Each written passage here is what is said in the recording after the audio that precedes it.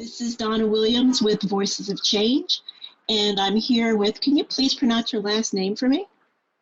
Sure, it's Cziner. Okay. I was hoping it was. I just wanted to make sure. This is Jonathan Cziner, and we're delighted to be performing his Sonata No. 2 on our next concert. I'm really happy to have you here with us this evening.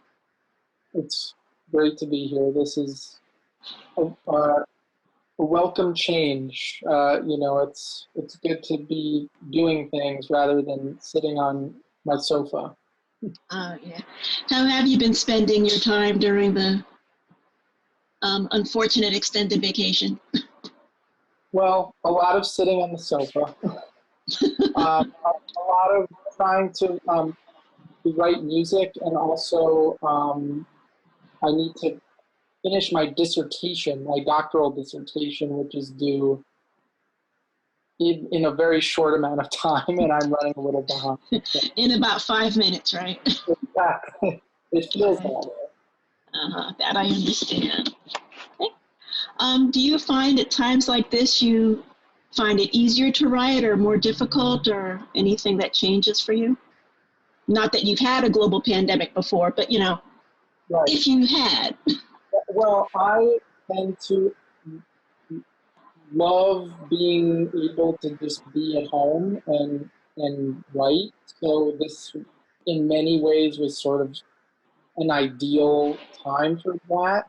There was no excuse to go out. It was just sort of me at home working, and in that respect, it was very, a positive time for my, working, my writing process.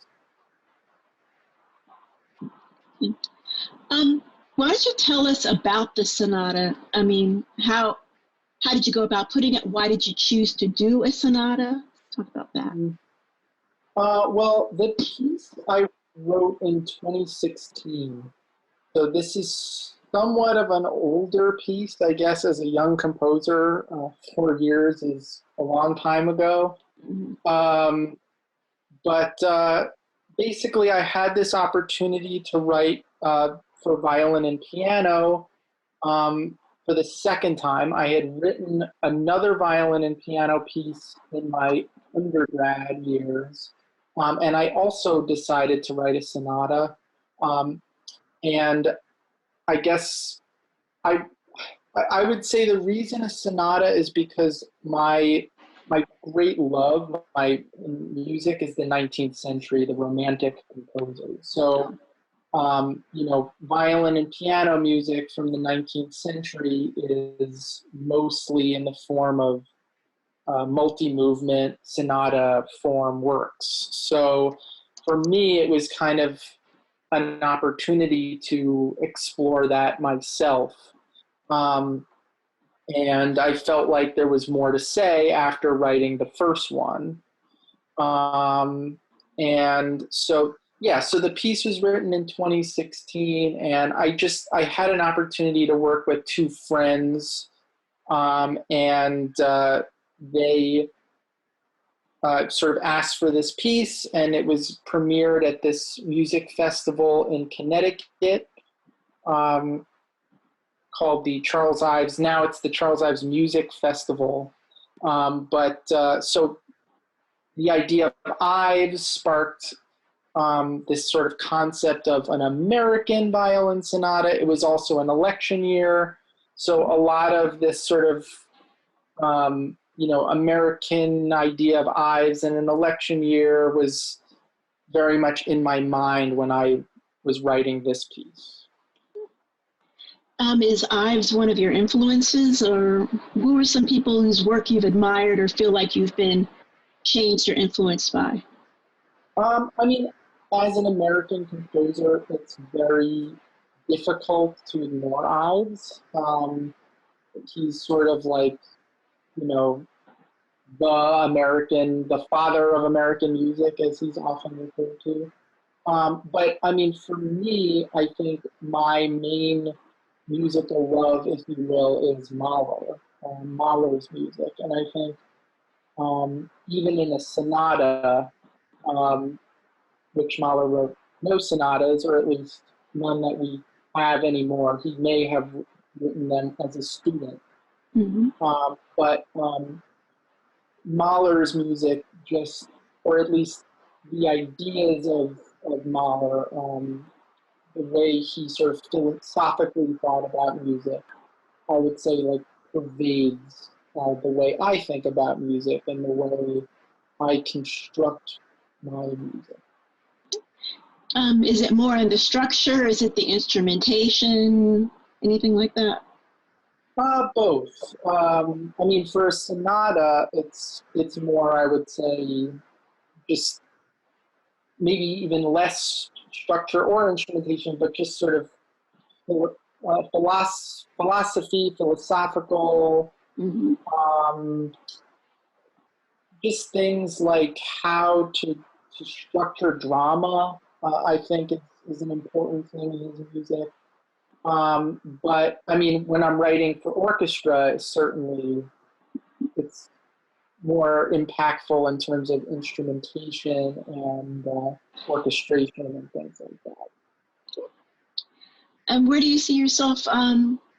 What works are you thinking of writing in the future? Are you thinking going more large form theaters, continue with chamber music? What are you thinking? I mean, I love writing everything. I've never really met a medium or a genre which I haven't liked or haven't enjoyed. There are things that are harder than others. Mm-hmm. But I mean, I love writing for orchestra. I always loved writing for orchestra. The piece I wrote during the pandemic is for orchestra. For the New York Youth Symphony, and it was a co-commission from the New York Youth Symphony and Interlochen, so a youth orchestra piece. But yeah, I mean, the orchestra is where I feel at home and I live. But I mean, again, I love vocal music. I love the organ is one of my favorite instruments. So I really couldn't pick or choose. I just love writing music. Yeah, and I wouldn't ask you to. It's like asking to pick your favorite child. Yeah. Yeah, just nope. About the sonata itself, Leanne wanted to know about the structure and the movements and the character of the movement. So if we could talk specifically about the sonata. Sure. Well, the first movement is, I would say, the most enigmatic of the piece. I called it double variations, but there's no theme. There's no like traditional classical theme. It's more of sort of variations on two separate or contrasting ideas. The first idea is very fast and upbeat, bright, shiny, and the second idea is much more static and I wouldn't say dark, but a little bit more, yeah, stagnant, not fast at all, like very kind of slow moving. And these ideas keep kind of going back and forth between each other. Hence the double variation, these two ideas. Okay. And I sort of see them as projecting the rest of the form of the piece.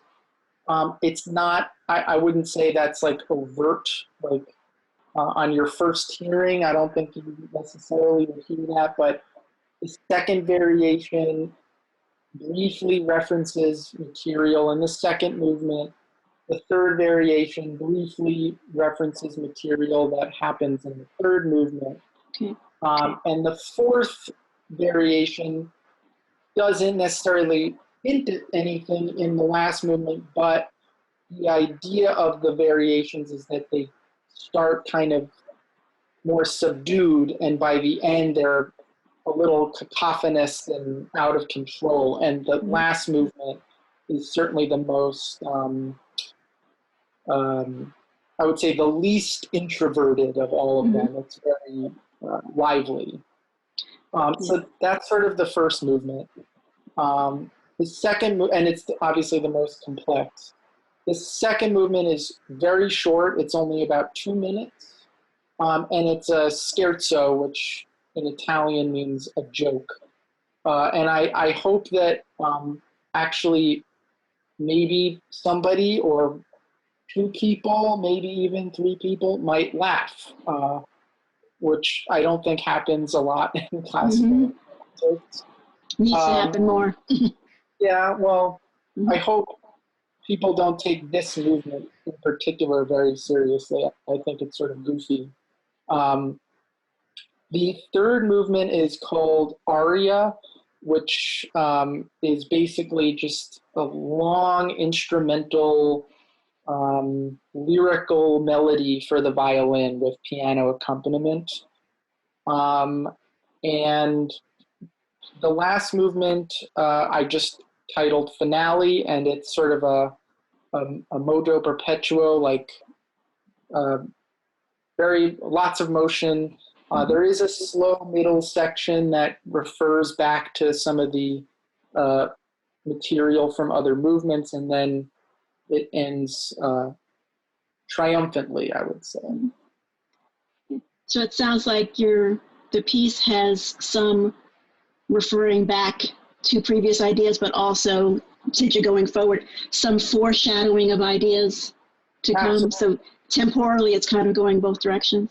Absolutely. I think the point of the first movement is to get people ready for the other movements, and then at the end of the last movement, we look back on mostly the first movement, but we do look back as well as look forward.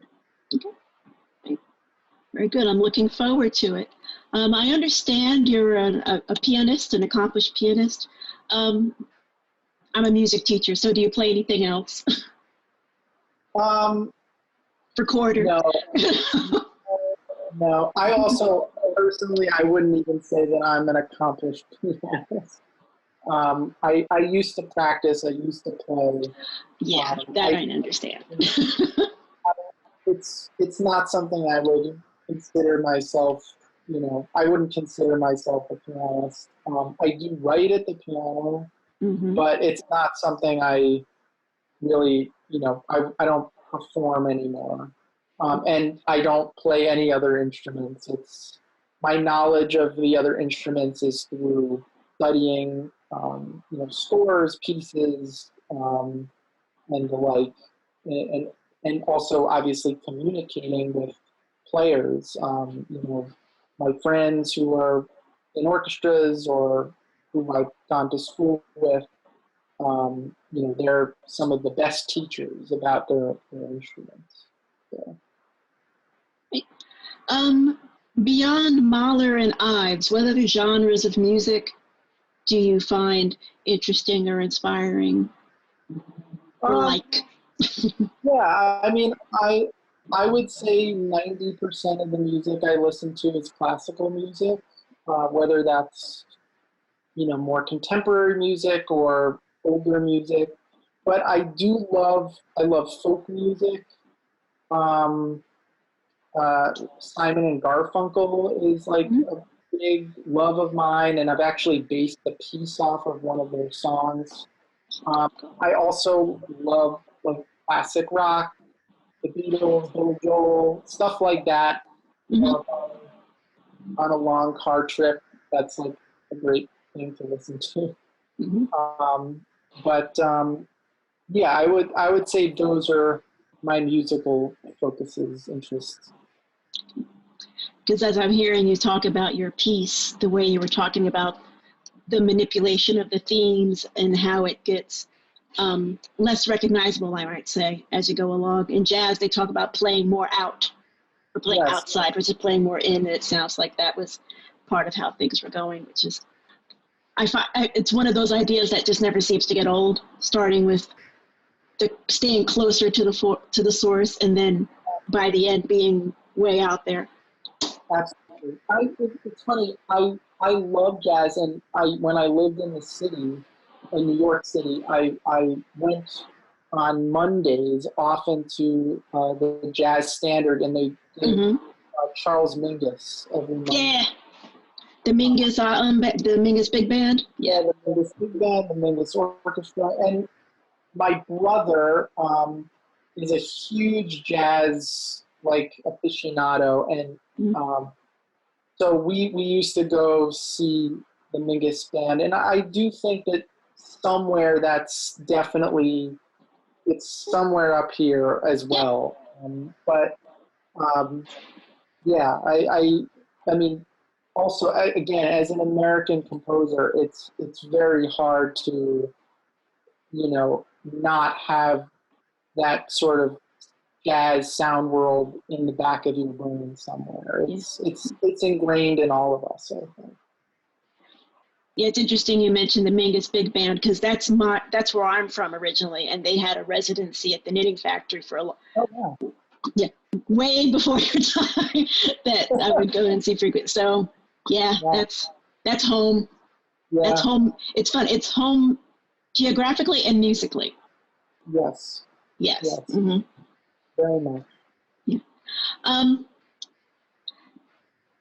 So you kind of answered my question about how you kind of gauge what you're writing for people, because I find talking with people is the very best thing. Of the instruments you've written for, is there anything you found really difficult, more difficult than another to get a hold of? Well, I will say this. My partner is a harpist, and she is the harpist of the Dallas Symphony, Emily Levine. And I must say, the first time I wrote for the harp, I was absolutely petrified. Mm-hmm. What are those pedals for? Exactly. What are the pedals for? Why are there not enough strings? All of that thing. Why is it color-coded? Exactly. All of the above. But at this point, I've written, many pieces for her. I mean, we've collaborated many, many times. And so from, I would say, deathly afraid of writing to the instrument to favoring it in ensemble, and choosing it over more traditional, instead of a piano, I've grown, whether it was, because I really liked it or because she made me, or both. I really loved, I love using the instrument, and I think it fits so many different roles. And so that's an instrument, I think, that was particularly both terrifying and now extremely gratifying to write for. And I look forward to writing a lot more for the instrument. I recently wrote for guitar for the first time, and that it was also terrifying, and I'm sort of waiting to work with the guitarist, because what I've presented him with is, I think, a shell of what it'll end up being. I think he'll sort of take what I've done, and we'll work together to make it much more playable and idiomatic and all of those things. But yeah, I would say those two instruments. The other instrument that I think is very challenging is the organ. Oh, yeah. Very, very, very interesting to write for, very challenging. It's like writing for orchestra, except everything is, at the tip of your fingers, basically. Mm-hmm. So, yeah, I would say those are the three that are terrifying, and at least two of them so far I found gratifying to write for. Guitar, I need to write more for the guitar. Mm-hmm. Is there anything you haven't written for yet that you're really particularly looking forward to? In terms of instruments, I've written for basically every instrument. I've never written a string quartet. And it's primarily because of all the reasons that, it took Brahms many, many years to write a string quartet. I mean, I find it sort of daunting, and what is there for me to say, and those sort of things. But I'm looking forward to writing a quartet when I feel like I might have something worthwhile to say. Mm-hmm. Now that's the phrase, something to say. Yeah. What did it feel like the first time you had a piece performed, or any time? When I say first time, I don't necessarily mean the first time in your life. I mean even the first time you hear a particular piece. What do you feel? I think most of the time I wouldn't say fear, but it's worry that things are going to come out the way you hope that they will come out in your head. Mm-hmm. As I've gotten older, I feel like what I think is going to work ends up working more often than not. I think I've gotten more confident as a composer. And yet, I think anytime you're at the first rehearsal of especially an orchestra piece, an orchestral work, it's very daunting. I would say there's lots of moving parts because there are so many parts. You don't want there to be a typo in a part, or the wrong number of measures, or an incorrect, transposition. Been there. Yeah. So I would say nerve-wracking is the biggest thing. But at the same time, at the end of a rehearsal, or the end of the first playthrough, often it's just this sense of intense happiness and fulfillment that what you're imagining and what you're producing in your mind is being created by all of these other human beings in this particular space at this particular time. And that, I think, is really special. One of the most special things about hearing your music for the first time.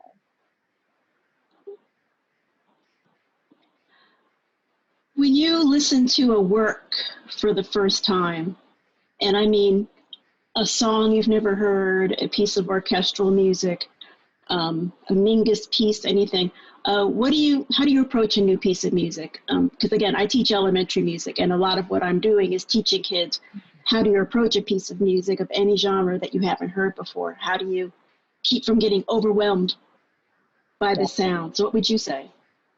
That's such a great question. I think that's a question I don't ask myself enough, or we don't think about enough. I mean, I would say for every piece it's different, but then again, it's all music. It's all music. I mean, I try to go in with an open mind, and I think the thing I fall victim to the most is having preconceived notions about an artist or a piece of music, a composer, and letting that affect my hearing of it. When, if you just listen and let yourself kind of come up with your own thoughts, not somebody else's thoughts, not, oh, this other piece of theirs wasn't good and that's going to affect the way I hear this piece. But I mean, Beethoven, not everything Beethoven wrote was great. Right. Some of it was pretty bad. And if you knew the bad stuff before you knew the good stuff, you might not consider some of that to be so good. And I think that goes with any composer or artist or musical genre, style, whatever. So maybe that's how I would answer a question I've never really asked myself. Mhm. One thing I find, some people will try to find the melody first. Others will find whether there's a steady beat present or not, or the tempo, or if there's a rhythm, or do you find like there's an instrument whose sounds you're attracted to more than another, or like? Yeah, that's a good point. I do feel, since this is a new music group, I do feel like so often people have trouble approaching new music and living composers. And I mean, it's such a difficult question because music today is so varied and different. And I think having some knowledge of the composer or their aesthetic is helpful because if you like listening for melodies, you're not going to find too many melodies in Philip Glass. Mm-hmm. But you are going to find some beautiful harmonies and cool rhythmic patterns and things like that. So yeah, I think I think to answer that question, yeah, if you know a little bit about the composer, you could steer an audience in the right direction for sure. I think probably my last question will be, is there something you would like the audience to know about you specifically, whether it'll give them insight or you just want them to know? What would you like our audience to know about you? Oh boy. You can take your time because they're going to edit anyway.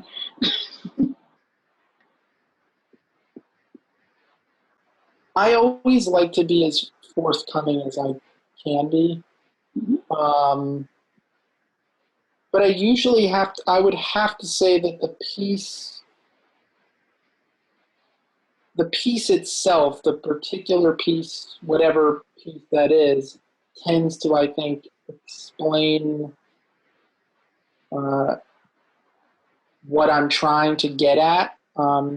This piece, as I said, I think was written in an election year, and the first movement is really, in my mind, sort of, I think at the time it was somewhat subconscious, but a meditation on the polarization of America. And over the course of the piece, my hope is that despite the polarization, we're all Americans and we can sort of figure out a way to overcome so many of the issues that our country has faced in the past and faces currently. And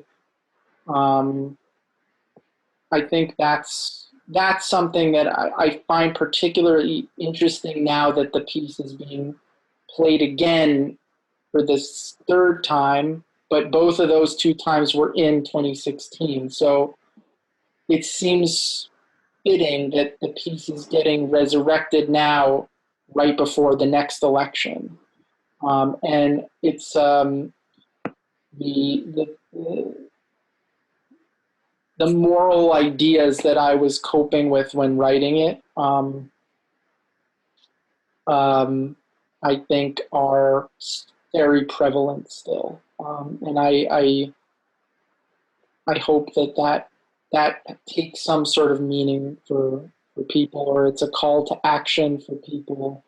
And it's a touchy subject, and I obviously won't go into details, but I do think that in that respect, it's prevalent when listening to the piece.